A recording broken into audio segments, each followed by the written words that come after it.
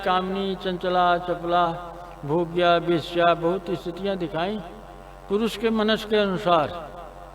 पुरुष का मनस काम के तल पे है, उसको वर्गीकृत किया जा सकता है। पुरुष के मनस को भी वर्गीकृत किया जा सकता है। फिर उसके आगे पत्नी है, प्रिया है, अंतिम स्टेज को आह्लादिनी में गिनाया। तो आह्लादिनी एकदम उल्टा क्रम दिखाई पड़ता है। शास्त्र में महापुरुषों की वाणी में दिखाई दिया जाता है, स्त्री जो है भोग्या है। हम कहते हैं नहीं, स्त्री अपने चरम रूप पे आह्लादिनी है। स्त्री अपने चरम रूप पे आह्लादिनी है, ये पोषा है। तो किस रूप में, किस स्थिति में वो आह्लादिनी है? पुरुष अपने चरम स्थिति में अच्युत है। कृष्ण का एक नाम है अच्युत। पुरुष जो है अपने चरम स्थिति में अच्युत है। स्त्री जो है चरम विकास की स्थिति में आह्लादिनी है। तो आह्लादिनी का रूप राधा जी को बताया गया। इतिहास में और कोई रूप नहीं मिलता कि दुर्गा है आह्लादिनी की, क्या नाम है, पार्वती हैं आह्लादिनी की, लक्ष्मी हैं आह्लादिनी की, सीता हैं कि आह्लादिनी। कहीं कोई प्रकरण नहीं मिलता। मोहम्मद के जीवन में कहीं आह्लादिनी का उल्लेख नहीं है। इस्लाम में इसका कोई उल्लेख नहीं है। ईसाईयत में इसका कोई उल्लेख नहीं है। ये आपके हिंदू धर्म में राम वाले प्रकरण में भी ये उल्लेख नहीं है। ये उल्लेख केवल कृष्ण और राधा के प्रसंग में है कि स्त्री भी आह्लादिनी की स्थिति में पहुंच सकती। आह्लादिनी की स्थिति में पहुंचने का मतलब वो पुरुष के आह्लाद का कारण बनेगी। आह्लादिनी का मतलब पुरुष के लिए वो आह्लाद का कारण बनेगी। आह्लादिनी शब्द है ना, ये विकास क्रम की स्थितियां हैं क्रम से। लेकिन यह केवल एक स्त्री के ऊपर छोड़ देना नहीं ठीक है। तो स्त्री के प्रति हमारी अवधारणा है कि नहीं ये भोग्या है। अगर आम साधक से पूछिए तो सारा दोष स्त्री पे लगा देगा। कितने लोग कहते हैं। समाज की परंपराओं को देखिए। हमारे यहाँ भी बड़े घरानों में स्त्री को पर्दे में रखा जाता है। ये दमन का ही प्रतीक है। इस्लाम में भी बुर्का प्रथा है। तो स्त्रियों को दमन में दमित क्यों रखा गया? ये तर्क दिया जाता है कि स्त्री का अस्तित्व जो है कामोत्तेजक है, कमनीय है, काम भावना को उत्तेजित करने वाला है। तो पुरुष प्रधान समाज में इससे निपटने की तैयारी की गई। क्या तैयारी की? तो बुर्का पहना दो। वो हमारी परंपरा में ये दिखा रहे नहीं, स्त्री का रूप आह्लादिनी का भी है। तो भाई जब आह्लादिनी का रूप है तो पर्दा किस बात का? जब आह्लादिनी का रूप है, उसका हो सकता है, तो पर्दा क्यों कर रहे हो भाई? ये तो जब भिन्न भिन्न संप्रदायों के विद्वान एक जगह इकट्ठा हों तो इसमें भी अच्छे से विचार हो सकता है। इस्लाम वाले कहेंगे नहीं आप गलत कह रहे हैं स्त्री। अब देखिए तालिबान वाले कह रहे हैं लड़की को पढ़ने नहीं देंगे। सुना नहीं समाचार? नया फरमान जारी हो गया। स्कूल नहीं जा सकती, यूनिवर्सिटी में नहीं जा सकती, अकेले टहल नहीं सकती। कमी है पुरुष के अंदर, बंदिश लग रही स्त्री के ऊपर। तो स्त्री के अस्तित्व को किस तरह से समझा गया? स्त्री जो है, अरे भाई जरूरी ना हो तो बंद कर दीजिए, नहीं तो फिर रिकॉर्डिंग के लिए आवश्यक है, ये जरूरी है क्या है? जी है तो फिर ये चर्चा बंद कर दिया जाए। फिर क्या करना? रिकॉर्डिंग करिए आप लोग, अच्छा रहेगा। अब आँख में दिक्कत हो रही है, आप करें रिकॉर्डिंग।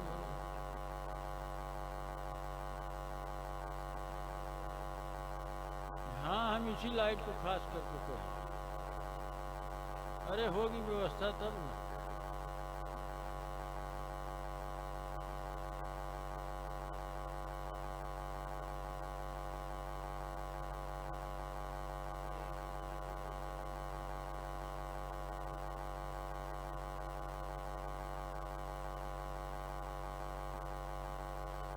अब उन्हें रिकॉर्डिंग करना है तो डायरेक्शन तो इधर ही रखेंगे। उनकी अपनी योजना है लोगों की वो भी तो हमारी योजना में ही है। तो ये हमें स्वीकार नहीं है, दिक्कत होगी। चलने दीजिए थोड़ी देर और। तो कहने का आशय कि पहले तो अवधारणा ही गलत है साधक की ना। वो तो एक कह देता है नहीं स्त्री के नाते हमारे पास काम का भाव, स्त्री कह देती पुरुष के नाते। ऐसा कुछ नहीं है। अगर आप अध्यारोपण के विज्ञान में जाएंगे तो ये बात एकदम स्पष्ट समझ में आ जाएगी कि नहीं, ऐसा नहीं। कोई स्त्री कहाँ बाहर है जो कोई परेशान करती। अरे एक ही अस्तित्व दो भागों में विभक्त है, स्त्री और पुरुष में। आप स्त्री पुरुष के शरीर की रचना पे जाइए, क्रोमोजोम वाली स्थिति को जरा समझिए। एक के अंतर से स्त्री लिंग परिवर्तन हो जाता है, एक के अंतर से। बकिया तो सब रचना वैसे का वैसे, बकिया सारी रचना है। थोड़ा सा हेर फेर में इधर का उधर हो गया। चुंबक की बात है, एक उत्तरी ध्रुव है एक दक्षिणी ध्रुव है, उसे कितना भी तोड़िए वो उत्तरी दक्षिणी बना रहेगा, कितना भी तोड़िए उत्तरी दक्षिणी बना रहेगा। कहाँ तक? परमाणु पर्यंत।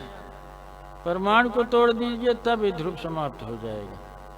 कभी इलेक्ट्रॉन अलग हो जाएंगे, प्रोटॉन अलग हो जाएंगे, क्यों? केंद्र में धन चार्ज है, बाहर ऋण चार्ज है।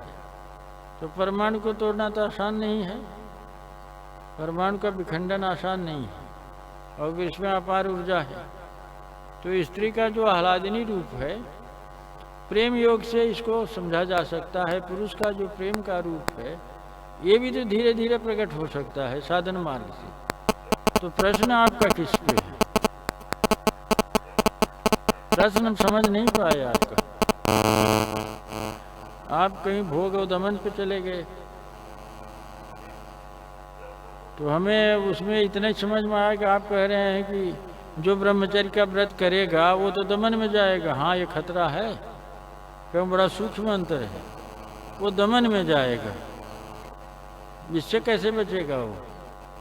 अब दमन के बाद, निषेध के बाद वो उपलब्ध हो जाता है, तो क्या उपलब्ध हो जाता है? तो थोड़ा आप भी बात में शामिल होइए या साहेब शामिल हो। हमने ब्रह्मचर्य का व्रत ले लिया तो इसका अर्थ थोड़ा बताइए, कोई बताएगा?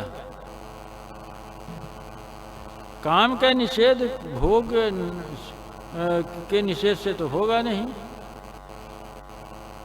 काम का निषेध भोग के निषेध से तो होता नहीं। आप भोजन नहीं करेंगे, कल्प मान लीजिए भोजन नहीं करेंगे, तो इससे भूख खत्म हो जाएगी? इससे भूख नहीं खत्म हो जाती। अब आप अंतर में भोजन का चिंतन करते हैं, बाहर से भोजन का निषेध कर देते हैं। तो जो लोग भोग का निषेध कर देते हैं वो भीतर से भोग का चिंतन करते हैं, तो चिंतन का कारण क्या है?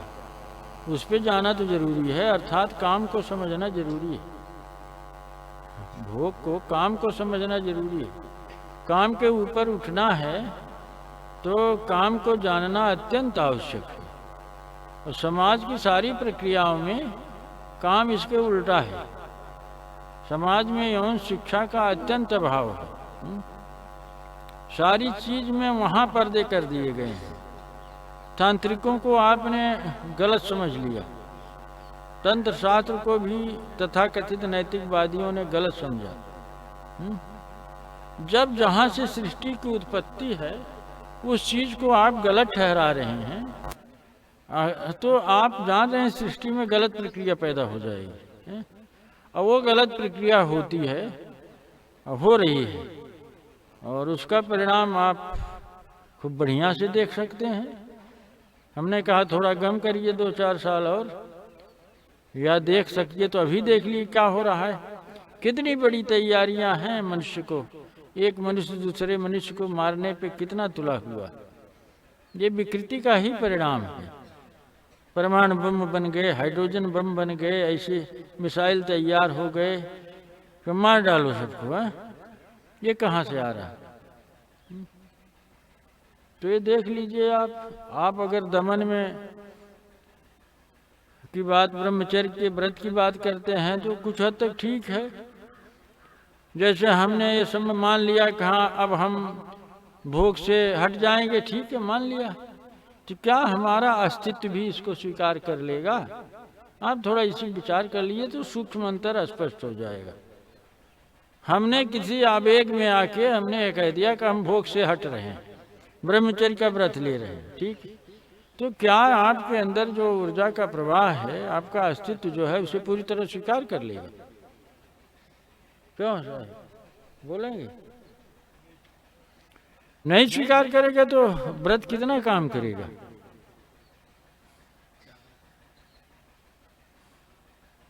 नहीं, आप भोग से हट गए, जैसे व्रत ले लिया, हम ब्रह्मचारी बन गए, तो ब्रह्मचारी हम बन गए, एक संकल्प हमारे अंदर उदित हुआ, हम अब ब्रह्मचर्य का व्रत धारण करते हैं, हम स्त्री संसर्ग से या पुरुष संसर्ग से दूर रहेंगे। यहाँ सब साधकों से हम पूछ रहे हैं, ये एक गहरी बात है। चूंकि लोग शामिल नहीं होंगे, इक्का दुक्का लोग प्रश्न करेंगे, तो भाई समाधान तो हो नहीं पाएगा। प्रश्न है ऐसा, लोग कहते हैं हाँ हाँ अब तो हम व्रत ले लिए। अरे भाई आपने व्रत ले लिया, आपकी ऊर्जा का प्रवाह कैसे चल रहा है? शरीर तो काम ऊर्जा पे ही शरीर का पूरा सिस्टम चल रहा है। अगर काम ऊर्जा कमजोर पड़ती है तो शरीर कमजोर पड़ेगा, पूरा सिस्टम कमजोर पड़ेगा।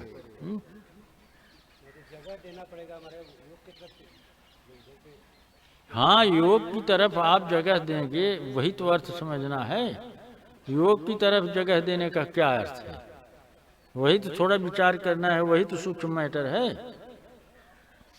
ऐसे जो नहीं सोई नहीं जो है ब्रह्मचर्य का व्रत स्वीकार कर लेता है आए दिन, खास करके जो घर द्वार छोड़ने वाले साधु सन्यासी हैं उन्हें ब्रह्मचारी कह दिया जाता है। तो भाई ब्रह्मचर्य व्रत का अर्थ है कि आपने स्त्री संसर्ग छोड़ दिया पुरुष का। स्त्री साध्वी लोग कह रहे हैं वो पुरुष का संसर्ग छोड़ बैठी, ठीक है, तो उनके ऊर्जा का प्रवाह जो है, जो सीमन का निर्माण है, अब थोड़ा मनोविज्ञान समझिए, जो सीमन का निर्माण है वो पूरे बॉडी से अटैच है, मन से वो संबंधित है। अगर आपने व्रत ले लिया, दमन शुरू किया, तो उसका असर मनस पे जाएगा, हार्मोनिकल स्टेज पे जाएगा, तो इससे तो शरीर में भी गड़बड़ी पैदा हो सकती है।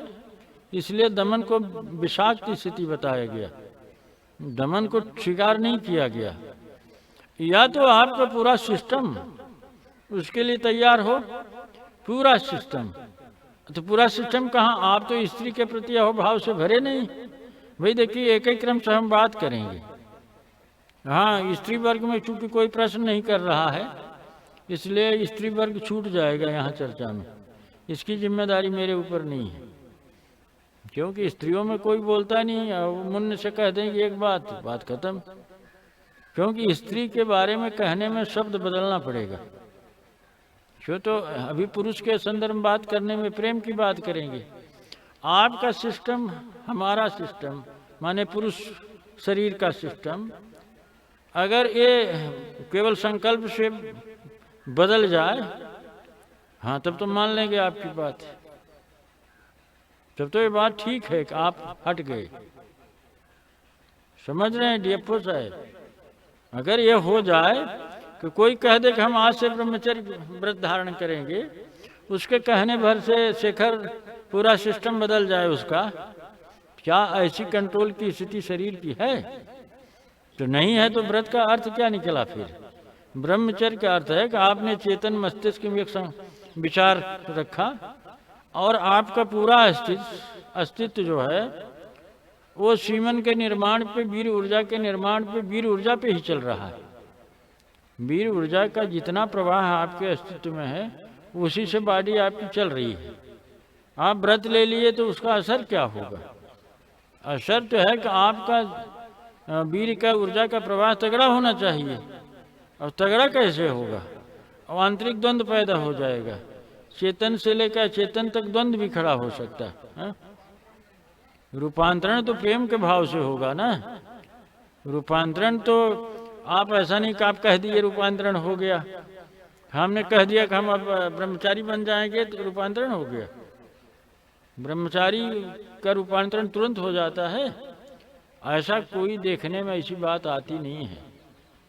रूपांतरण के लिए आपको स्त्री के प्रति अहोभाव जागृत करना होगा। अब स्त्री के प्रति अहोभाव नहीं जागृत है तो रूपांतरण का अर्थ क्या है? थोड़ा आप लोग भी बोलिए कुछ इस विषय पे। नहीं, प्रवचन नहीं किए जा सकते। प्रश्न करने वालों को प्रश्न तो करना ही, उठाना ही पड़ेगा। अगर प्रश्न नहीं उठाते हैं तो हम चर्चा किससे करेंगे भाई? तो पांडित्यपूर्ण बातें हैं और जिनको कहना ठीक नहीं होता। हाँ, आपसे पूछा गया आप अपनी पत्नी के संदर्भ में कैसा भाव रखते हैं? कोई भाव है? भाव का विज्ञान आप समझते हैं कि नहीं समझते? आप कहिए काम का भाव रखते हैं, भोग्या का भाव रखते हैं, कुछ तो आप बताएंगे ना। पत्नी के संदर्भ में जिनका भोग्या का भाव है उनका ब्रह्मचर्य व्रत तो सिद्ध नहीं होगा। वो भोग्या का भाव जो है वो जन्मांतरों के विकास क्रम में आपके मस्तिष्क में यह अवधारणा भरी हुई है। आपकी जेनेटिक स्थिति, आप जिस माता पिता की संतान हैं उस शरीर की एक जेनेटिक स्मृति भी है। आप ये भूल रहे हैं कि जिस माता पिता से आपको शरीर मिला है उसकी एक स्मृति भी आपके शरीर में है। अब आप देहाध्यास के नाते उसे अपनी स्मृति कहते हैं। हाँ, आपको लगता है कि हमारी स्मृति है, जेनेटिक। तो हमने एक दिन ये समझाया कि देखिए कुत्ते, बिल्ली, पशु पक्षी में भी सेक्स की मांग है, वे भी सेक्स में प्रवृत्त होते हैं, तो वे ऐसा कर्म नहीं करते हैं, वे उनका ये कर्म नहीं है, वो शरीर की क्रिया है, वो जेनेटिक स्थिति है। तो आपकी जो जेनेटिक स्थिति है भोग की, उसे आप अपनी क्रिया कर्म कैसे, अपना कर्म कैसे स्वीकार कर रहे हैं? अपना कर्म तो आप उसे स्वीकार नहीं कर सकते। अब मुझसे प्रश्न पूछा जा रहा है साधन का, तो हम तो पूछेंगे भाई वो तो जेनेटिक क्रिया तो वो तो स्वाभाविक चीज है ना, माने वो तो स्वाभाविक क्रिया में है, तो वो कर्म आपका कैसे हो गया? कर्म तो तब हुआ जब वहाँ आपकी चेतना सिद्ध हो, तो चेतना बिना भाव के सिद्ध नहीं होगी। तो हम पूछ रहे हैं बताइए आपका क्या भाव है? काम का भाव है। तो आप पूछेंगे भाई अब आपने ब्रह्मचर्य व्रत खड़ा किया तो काम का भाव हटेगा तो कौन भाव होगा फिर? हाँ देवनारायण बताइए जरा। आपने काम का भाव तो हटा दिया, संकल्प कर लिया कब काम भाव को विदा कर रहे। अब व्रत का अर्थ क्या है? व्रत का अर्थ है कि काम भाव को का निषेध कर देना। काम भाव का निषेध कर दिया तो कौन भाव है फिर? अरे कोई बताएंगे आप लोग? बताइए साहब।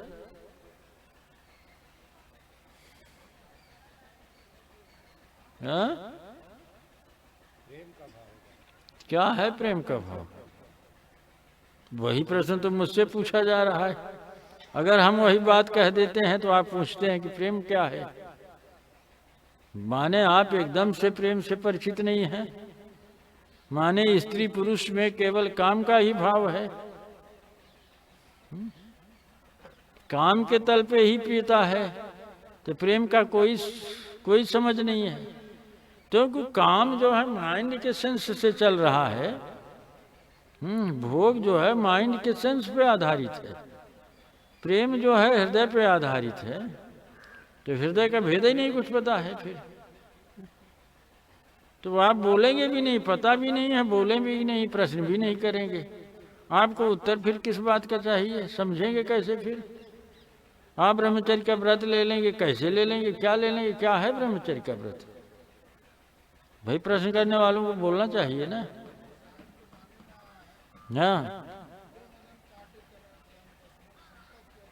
हाँ, मुदे मदन ना, मदन का थोड़ा बता दीजिए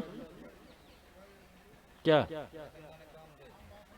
काम वासना को मूद देंगे? काम वासना को कैसे मूद देंगे? काम वासना को मूदने का मतलब काम भाव से हट जाना। काम वासना को मूदने का मतलब काम भाव से हट जा। मुदे मदन माने मूलाधार को बंद कर देना। अरे भैया सुनिए साहेब ना, बीच में जब कहें तभी बोलिए ना।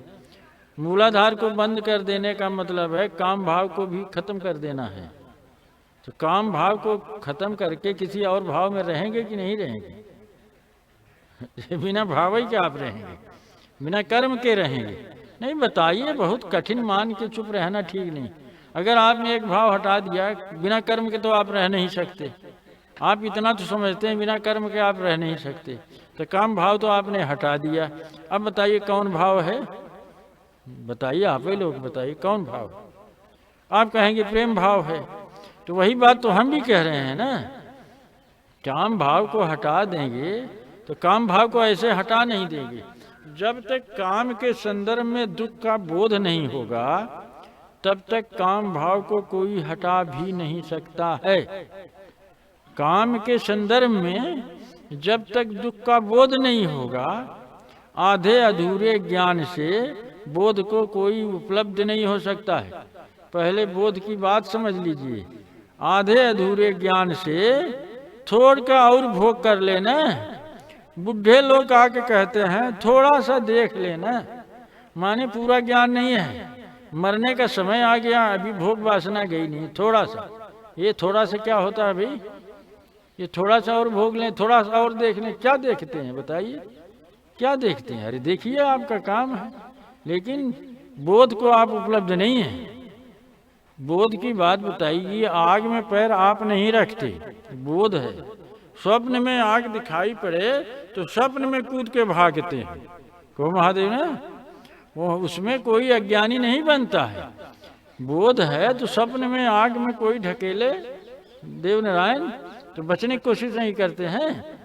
ना नहीं थोड़ के देख ले स्वप्न वाली अज्ञा है सही कि ना, ये भी टेस्ट आप नहीं करते हैं। तो बोध का मतलब पूरा अस्तित्व स्वीकार करके बैठा। बोध का मतलब पूरा अस्तित्व स्वीकार करके बैठ गया है। और ये काम ही दुख का रूप है। तो काम को जब पूरी तरह से समझ लेंगे तब ना इसके दुख का रूप स्पष्ट होगा। काम के नाते ही तो जीव की सूरत फंसी हुई है। काम के नाते ही तो सूरत यहाँ फंसी हुई है। यहाँ कैसे हो रहेगी? काम विदा होगा तो सूरत जो है, चेतना जो है आगे बढ़ेगी। अब देखिए, पहले तो चेतना को स्वीकार करेंगे। पहले तो सिद्धार्थ काम ऊर्जा को आप बात नहीं कर सकते। अब चेतना अगर आपकी ठीक नहीं है, बोध से युक्त नहीं है, तो काम ऊर्जा तो निरपेक्ष है। अगर तनिक भी कहीं भाव दशा शेष है तो काम ऊर्जा तो वर्क करेगी। आपने तनिक भी कहीं छिद्र खोला हुआ है, तनिक भी कनेक्शन दिया हुआ है तो विद्युत तो प्रवाहित हो जाएगी। बड़ी माइन्यूट बात है ना, तनिक भी कहीं। इसलिए ये जरूरी है कि बोध से युक्त हो चेतना, माने चेतना के सूरत के पलटने का क्रम हो। सूरत कैसे पलटेगी? बिना बोध के पलटना सिद्ध नहीं होता। काम दुख रूप ही है, काम ही दुख है, काम ही दुख है। बुद्ध कहते हैं काम ही दुख है। जागृत चेतनाएं कहते हैं काम ही दुख है। अब एक साधक को, एक आम आदमी को काम में सुख नजर आता है, काम में सुख नजर आता है, तो वो साधक सही नहीं है। काम में सुख कहाँ है भाई? काम ही तो दुख है। अब यह बोध जिसको नहीं है उसके व्रत का क्या अर्थ है? डीएफओ साहब, रमण साहब, उत्तर दीजिए। हाँ, कोई अर्थ नहीं है ना।